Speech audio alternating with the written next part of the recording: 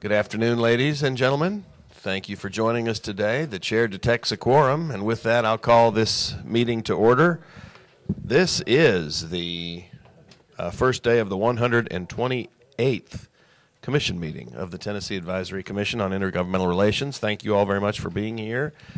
We are duly constituted to do business, and at tab 1 you will see the first order of business is the approval of the minutes of the December meetings. Move to approve. Thank you. Thank you. It's been properly moved and seconded. Are there any comments, corrections, questions about the minutes? Seeing none and hearing none, all in favor signify by saying aye. Aye. Any opposed or abstaining? Thank you kindly. The minutes are approved as submitted. Behind tab 2 now we have some commission updates, and the chair will yield to Miss Lenice Rorick-Patrick for that. Lenice? Thank you, Mr. Chairman. We have 3 staff that we want to recognize today. We want to recognize Leah Eldridge, Research Manager. Leah, would you please stand? Leah has reached her, or will, on February 1st, Saturday, have 15 years with the state of Tennessee and with TACIR, and we want to congratulate her on that. And if you'll step forward, we're going to present a certificate.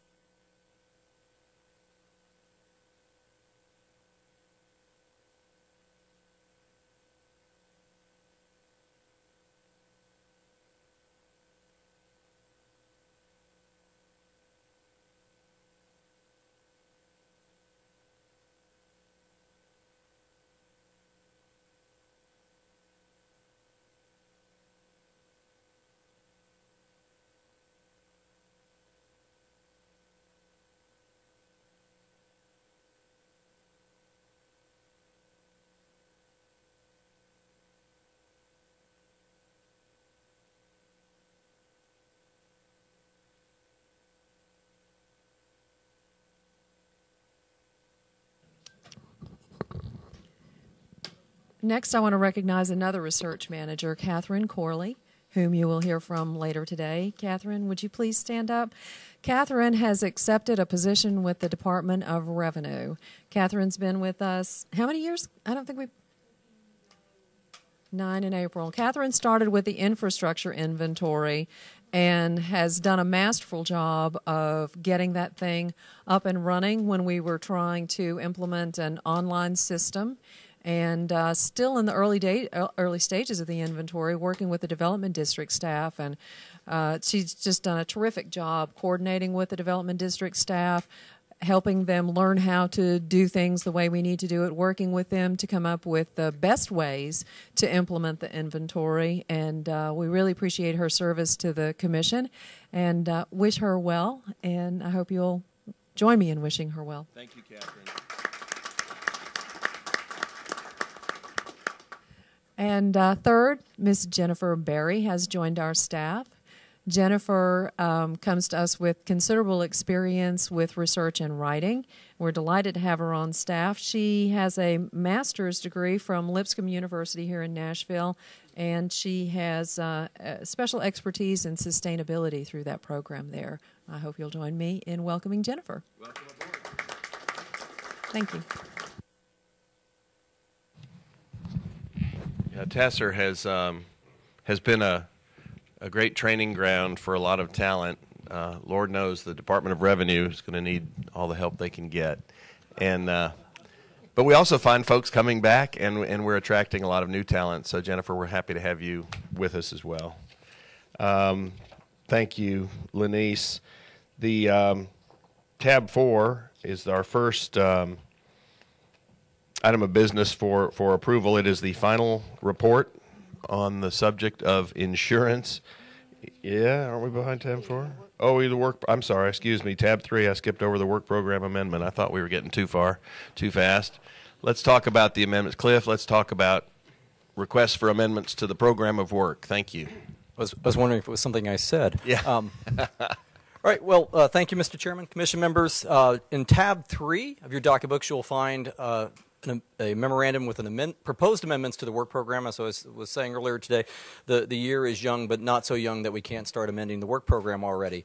And there are three proposals from the staff for amendments, which we'll go through briefly. And then at the end of that memorandum, we're requesting additional guidance from you on a particular project that's been on our work program for a couple of years now. So the first amendment is acknowledging the fact that we have submitted the interim report on the municipal boundary changes and comprehensive growth plans report to the General Assembly, actually on January 14th, so just earlier this month. And so we're just requesting to update the work program status to reflect that and to recognize that the statement in that report that the Commission has concluded that these issues require additional study and have recommended extending the moratorium imposed by Public Chapter 441, Acts of 2013, for another year or until addressed. The second proposed amendment to the work program is the termination of the school situs study that was being conducted by the University of Memphis, which we've received quite a bit of information on over the years, but just not been able to bring that report to completion. We have enough information from it that we think we can do something with the data at this point.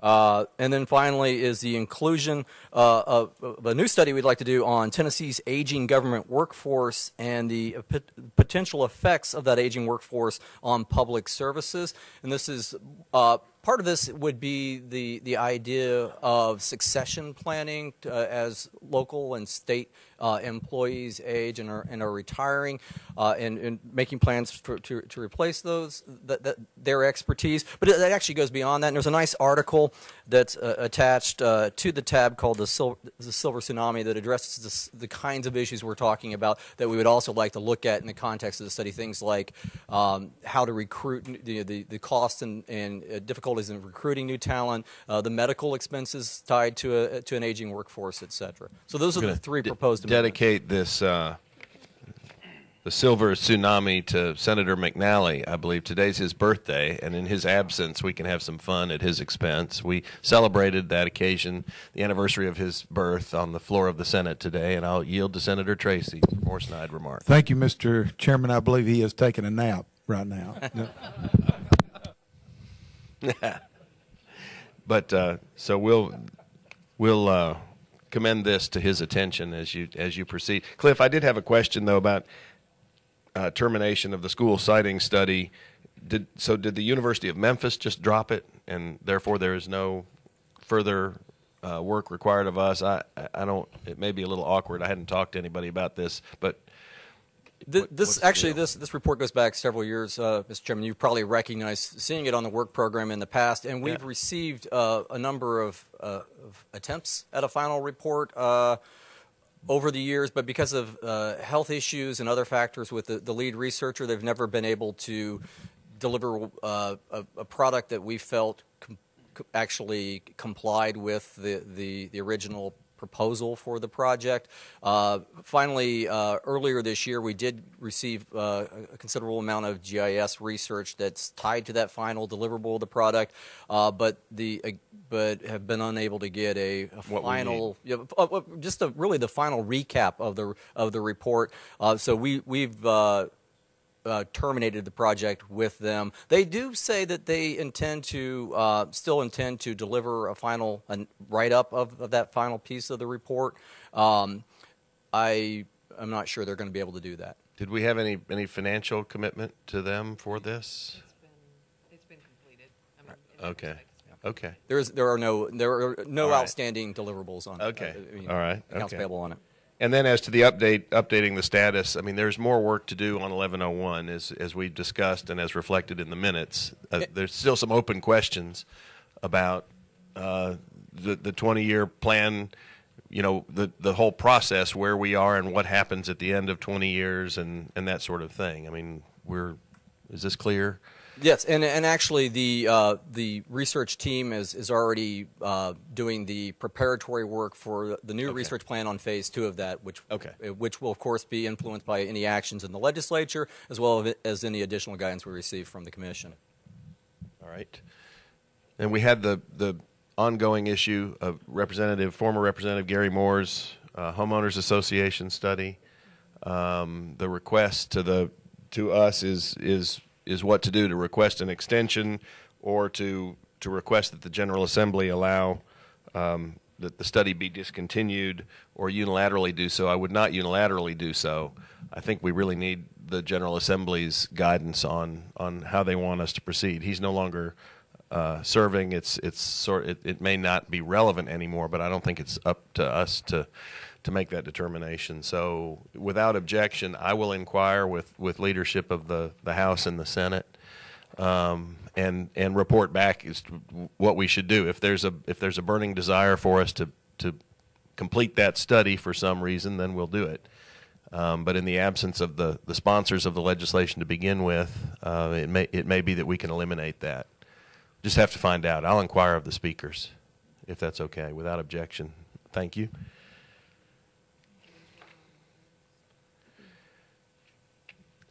Yes. So we've covered everything here, and as to the amendments that you have covered, I'll entertain a motion that we agree that we approve those amendments as stated. Okay, thank you, Mayor Beats. Is there a second? Thank you, Mr. Caldwell. Any questions? Any further discussion on that? All in favor signify by saying aye. Aye. Any opposed or abstaining? It's unanimous. Thank you, Cliff. Thank you, Mr. Chairman. Now, you ready? Are you sure? All right, tab 4. Back at the podium, in the well, Nathan Javer, research associate on this riveting topic. It's exciting. Take it away. You're recognized. Good afternoon.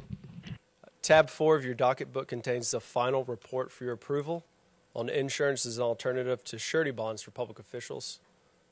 As you recall, Senate Bill 624 proposed changing current law to allow insurance as an alternative to individual surety bonds required for certain local government officials. The report reflects the Commission's consensus that the bill is not needed, at least not in the current form.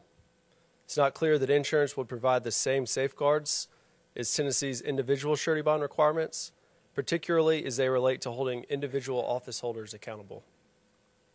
However, the report reflects the Commission's consensus that it would endorse a provision allowing blanket surety bond coverage that is the equivalent of the individual surety bonds currently required, which would be less expensive and easier to administer. For example, the state of Virginia buys a bond that covers multiple officers, is conditioned on faithful performance of their duties, and holds them individually accountable by allowing the company selling the bond to recover any claim paid to the state because of the failure of any office holder to faithfully perform his or her duties.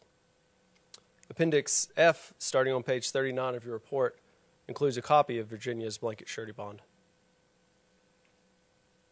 The report also includes examples of counties in Georgia using blanket surety bonds. Appendix G, starting on page 42, contains a copy of the blanket surety bond for Cobb County, Georgia. At the December meeting, the Commission expressed interest in allowing a form of coverage that was less expensive, easier to obtain, while providing the same coverage and safeguards, including personal liability on the part of the public officials. A blanket surety bond, similar to what Virginia and Georgia use, could do this. These blanket surety bonds provide coverage for a group of officials.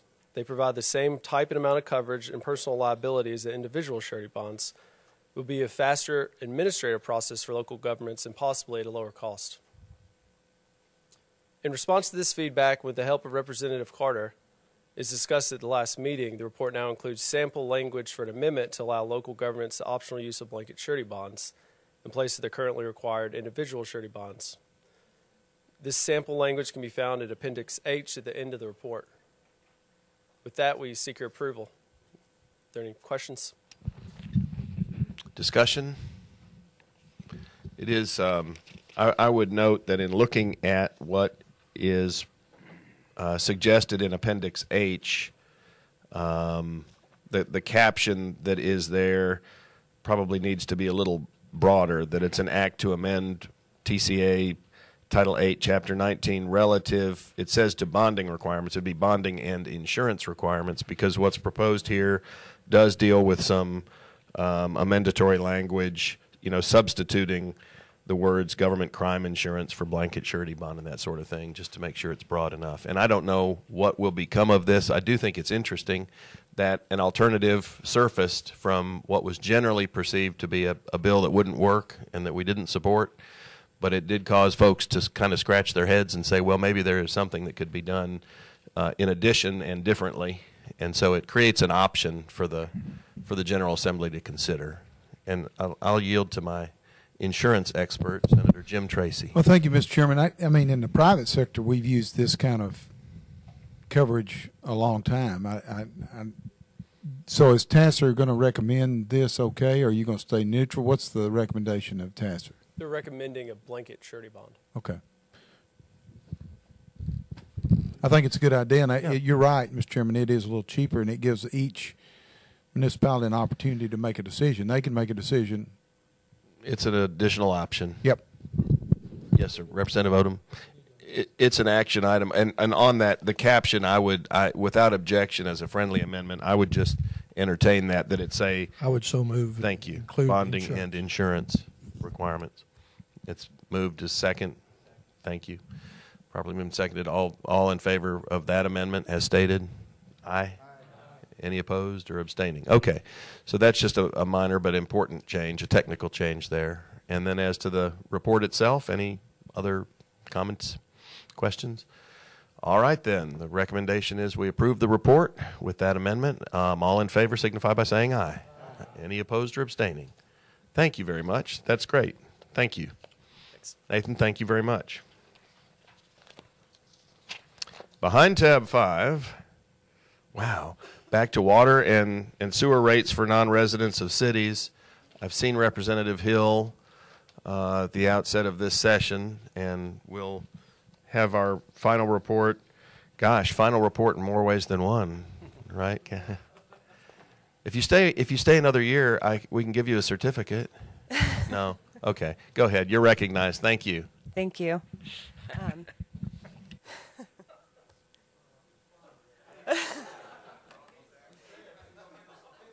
Oh, tempting. Okay. Well, I'll make this short and sweet as it's my final one. Behind tab 5 is the final report on House Bill 600 for your approval. The report does not recommend House Bill 600 in its current form. It does, however, recognize that rates should be both reasonable and justified. Two alternatives have been identified. The first is to provide representation to non-city residents on utility boards. The second would be to provide an appeals process through the Water and Wastewater Finance Board. A similar process already is available to utility district customers through the Utility Management Review Board. In addition to the material in the draft report presented in December, 2 additional tables have been added and a map. Table 2 on page 6 lists cities in Tennessee that are primarily served by a utility district. It does not show all cities that have some service by a utility district. It shows those that do not have a city system. On page 9, the map that Ben Smith presented to the Commission in December, showing the geographic regions in Tennessee, along with the average cost of 5,000 gallons of water for city customers, outside city customers, and utility district customers has been added. And also Appendix C has been added to show the cost of 5,000 gallons of sewer by system, and that starts on page 41. If you have any questions, I'd be happy to answer them. Yes, sir. Mr. Trumpert. Thank you, Mr. Chairman. Now, what are you saying? You say that the city, just outside the city, is not enough to justify the rate difference. That's how is the person outside the city going to be sure that the rate is a reasonable rate rather than just what we've been hearing, it's almost doubled always. And the language now says it's supposed to be reasonable, justified, but they don't do it. What's going to be different? Yeah, Ms. Shumpert, I've spoken with Representative Hill, and although this report concludes that the legislation as originally submitted wouldn't pass muster, but so the problem remains. So what will they do? And as I understand it, he has a new bill that would give non-residents certain rights of appeal under particular circumstances that probably would pass muster. So, correct, yeah, and says you need to come up with something better, and he's going to take that recommendation and do so. That recommendation is actually in the report. Yes. All right. Any other questions then? Come on, this is our grand finale. We ought to make it. Oh, yes. Yes, Mayor. Is that an either representation or an appeals process that's going to be in the final report? It's on page 4. Okay. Page 4. The last paragraph Mike, on that page. use your microphone. Senator Henry can hear you. The last paragraph on the page 4 includes the Commission's recommendation. It states there that the Commission doesn't recommend the bill itself, but rates should be both reasonable and justified, and the fact that you live outside is not enough reason. And that is a comment that we actually pulled from a letter that was written by the Water and Wastewater Finance Board back in 2008 when they reviewed rates. It was so the consensus of the Controller's Office is that that is not enough reason. The paragraph goes on to say that using cost studies to determine how rates should vary might not be reasonable. The expense of that could be too great. But some means of ensuring that rate differentials are fairly set is warranted, either through representation on utility boards, similar to the representation non-residents of cities have on municipal regional planning commissions, or, as in Wyoming, through an appeal process similar to that provided by the Utility Management Review Board in Tennessee to utility district customers, or both. So they're... And it's the appeal process that I think we have options. Representative Hill Yes. has decided to pursue in separate legislation. Thank you. Yes, ma'am. Thank you. Any further questions? All right, then. This also requires our approval. Properly moved that we approve, seconded by Senator Tracy. All in favor, signify by saying aye. Aye. Any opposed or abstaining? Thank you. That item is approved as submitted. Gosh. Wow. See, y'all have worked so hard. You're a well-oiled machine here in 58 minutes or less. We are scheduled to return for tomorrow's session at 8:30. Some of you showed up here and went to the hotel, which no longer exists, I understand. Mayor Rowland could tell us about that. The Sheraton exists, but only in a shell form at the moment. And Senator Henry. Mr. Chairman, since it's just 1:30, would it be reasonable to proceed with the rest of the agenda today? We don't have Dr. Kyle here. Thank you. Thank you for suggesting that. I did that once 10 years ago. I won't tell that story. We didn't have as good of an excuse, but the answer was no. We had to come back the next day. But I do want you to begin thinking about the dates, and if you hadn't prepared to do so today, we've got to consider our June meeting dates.